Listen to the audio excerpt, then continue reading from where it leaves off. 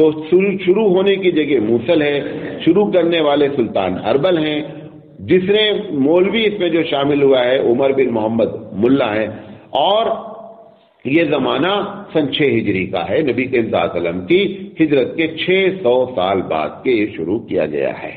یہاں تک بات سمجھ میں آ گئی۔ یہ جو عمر بن محمد ملا ہیں یا سلطان اربل ہیں، یہ کیسے لوگ ہیں، ان کے بارے میں اگر دیکھیں گے تو کچھ لوگوں کی رائے ہے کہ بہت اچھے ہیں، کچھ لوگوں کی رائے ہے بہت خراب ہے۔ بڑا اچھے ہوں یا خراب ہوں، یہ دونوں بھی اس بات کو قبول کرتے ہیں کہ یہ جو ہم نے طریقہ استعمال کیا ہے یہ پہلے نہیں تھا، لیکن اب ہماری ضرورت ہے، ہم کو استعمال کرنا ہے۔ اب ضرورت ہے نہیں ہے، یہ ایک الگ مسئلہ ہے۔ کیونکہ ہم اہل سنت والجماعت اگر رہیں گے تو ضرورت ہماری اہل سنت والجماعت کے تحت ہونی چاہیے۔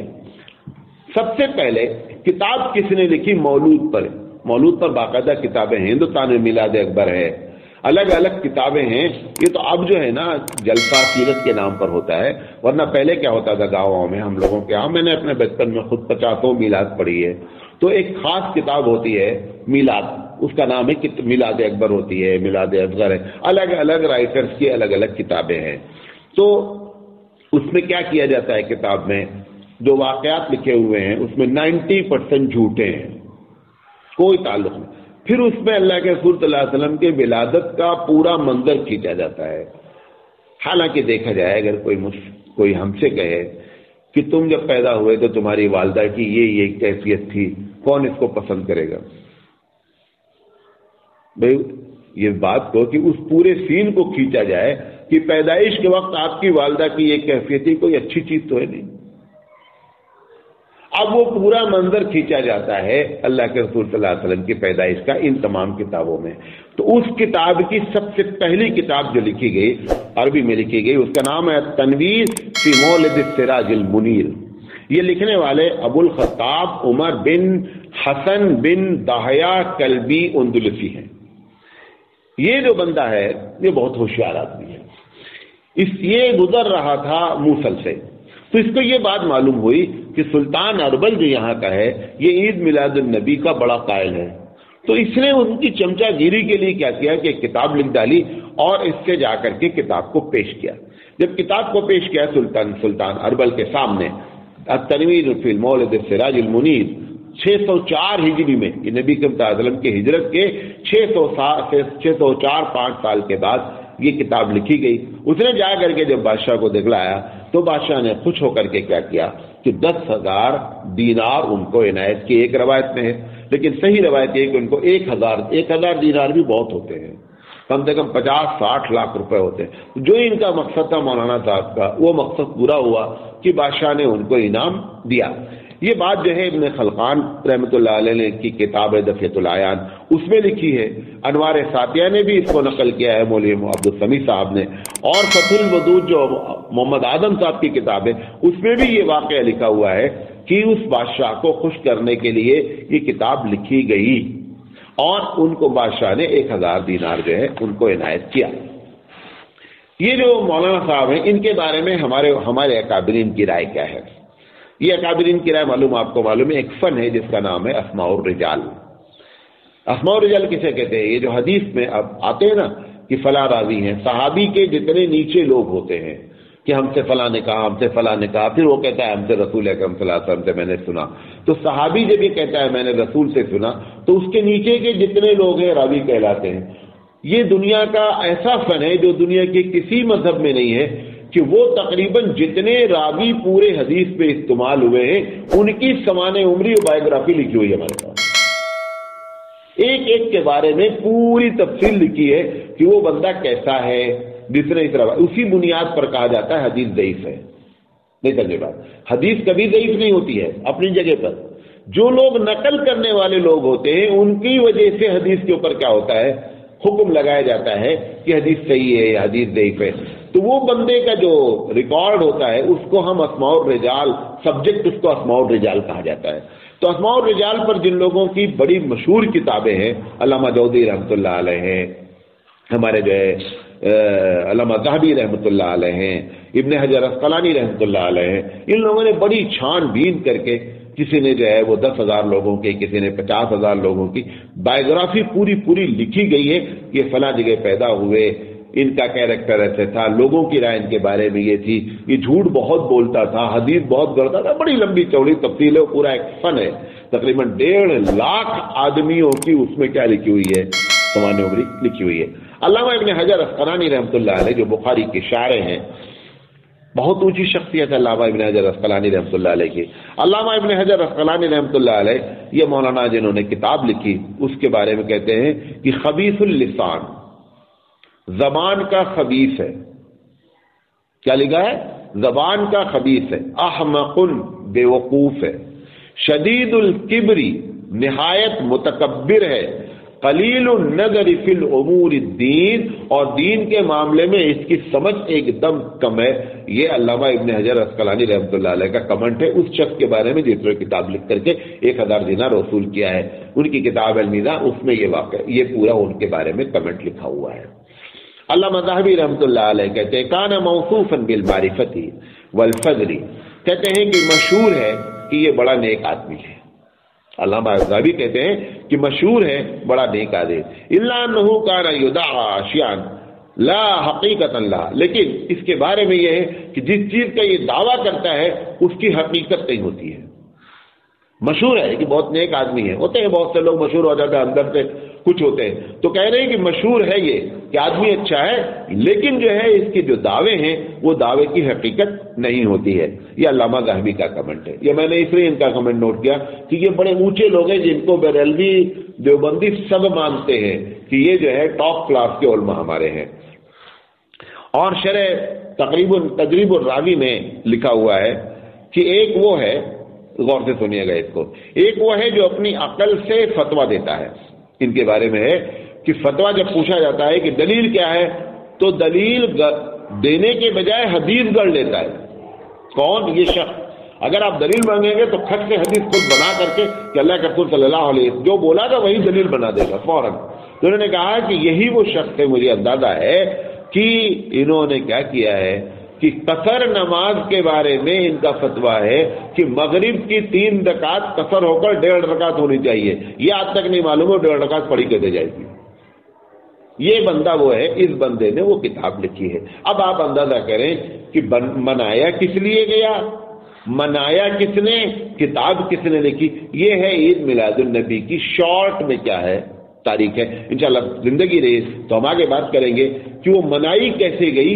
ایک بات ضروری اس میں یہ ہے، دوسری یہ ہے کہ فیتھ کیا تھا، عقیدہ کیا تھا، کیا عقیدہ رکھ کے منایا گیا۔ اب آپ شہر میں جو لوگ ایک زمانے سے یہاں رہ رہے ہیں، آپ 30 سال اور آج کی میلاد النبی کا فرق خوب محسوس کر رہے ہوں گے کہ کتنا ڈفرینس ہوا ہے۔ آپ جا کر کے دیکھیں، میں ابھی اس روڈ سے گزرا تو بڑا سا اس میں جو ہے وہ پوسٹر لگا ہوا ہے، گھوڑے پر ایک آدمی کو دکھلایا جا رہا ہے، آپ بھی دیکھ رہے ہوں گے، گھوڑے پر دکھلایا جا رہا ہے، اس کا چہرہ نہیں نظر آ رہا ہے۔ مطلب کون ہے؟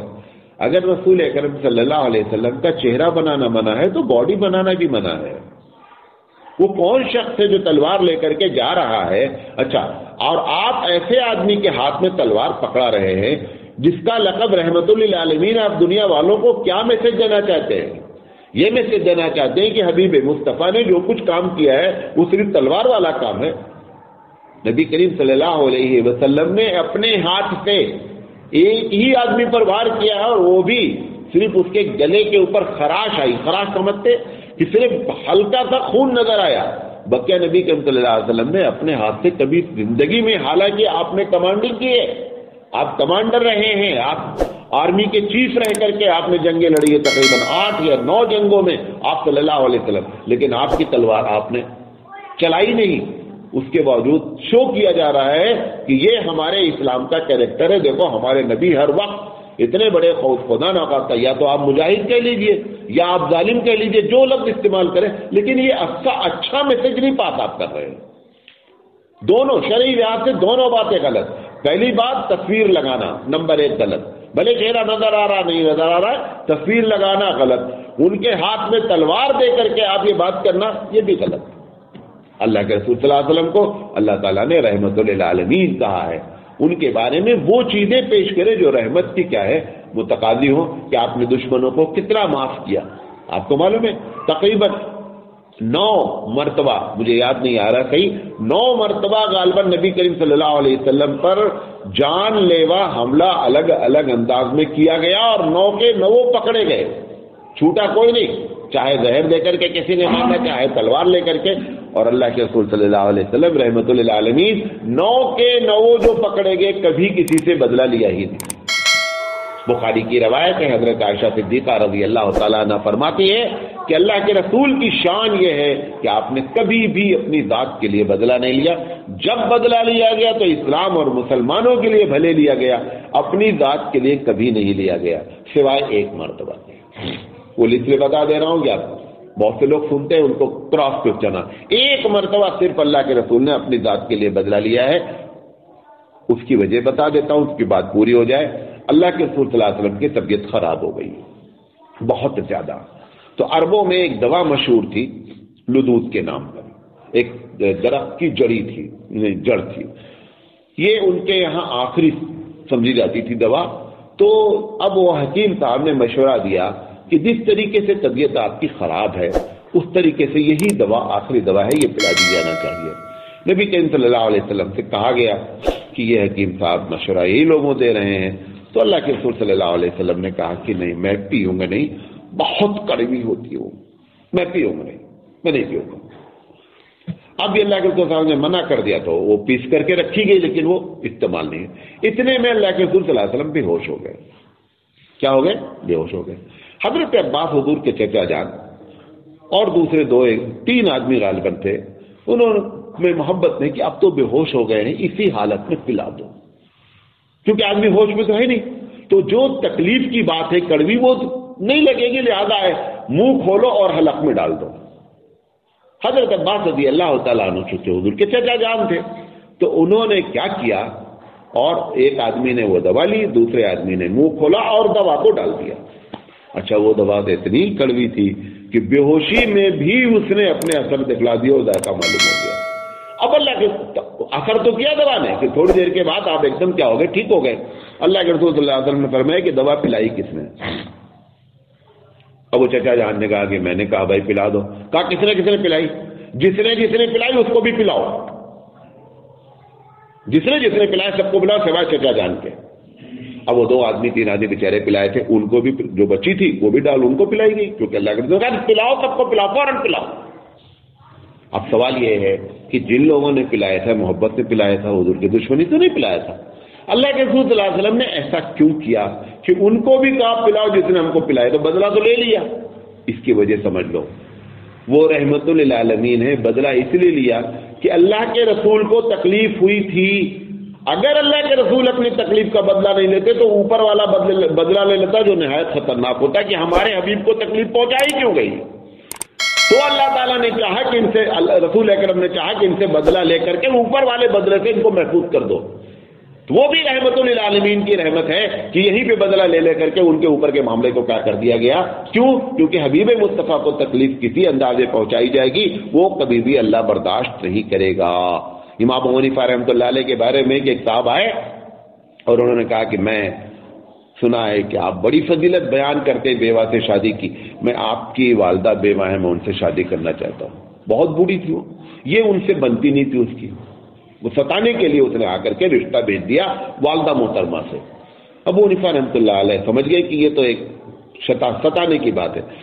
ابو حنیفہ رحمۃ اللہ علیہ نے کہا کہ دیکھو میری والدہ بالغ ہیں، یقینی بات ہے 70 سال سے زیادہ کی عمر ہے، میں ان سے مشورہ کر لیتا ہوں، کیونکہ بغیر ایک تو کیا ہے کہ انتقال ہے گیا ہے، یعنی بیوہ ہے، کنواری اور سے بھی اجازت لینا ضروری ہے، باقرا سے، اور اگر بیوہ ہے تب تو مزید لینا ہے، لہذا میں ان سے مشورہ کر لیتا ہوں، اگر وہ راضی ہوتی تو آپ سے شادی کرا دیتے ہیں۔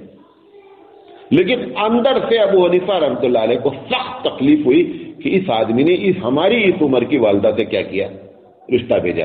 ابو حنیفہ رحمۃ اللہ علیہ جیسے ہی آگے چلے، یعنی یہ جیسے ادھر بیٹھا ہوگا کمرے کے شروع میں، ابو حنیفہ تو بہت مالدار آدمی تھے، بہت اچھا گھر تھا ان کا، تو وہ کمرے میں ان کو ادھر بیٹھا، جیسے ابو حنیفہ رحمۃ اللہ علیہ اگلے کمرے میں داخل ہوئے، یہ دھڑام سے گرا اور مر گیا۔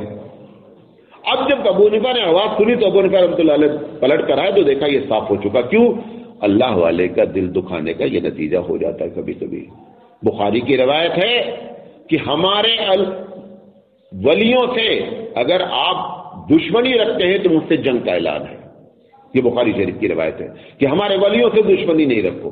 اب جو اللہ کے رسول کو تکلیف پہنچایا ہوگا لہٰذا اللہ کے رسول نے بدلہ لے کر کے معاملے کو ہی ختم کر دیا. وہ بھی ان کی رحمت للعالمین کی صفت ہے. اللہ تعالیٰ سے دعا ہے کہ اللہ تعالیٰ کہنے سے زیادہ عمل کرنے کی توفیق عطا فرمائے. آخر دعوانا الحمدللہ رب العالمین. سبحان اللہ وبحمدہ سبحانک اللہم وبحمدک اشہد ان لا الہ الا انت استغفرک واتوب الیک.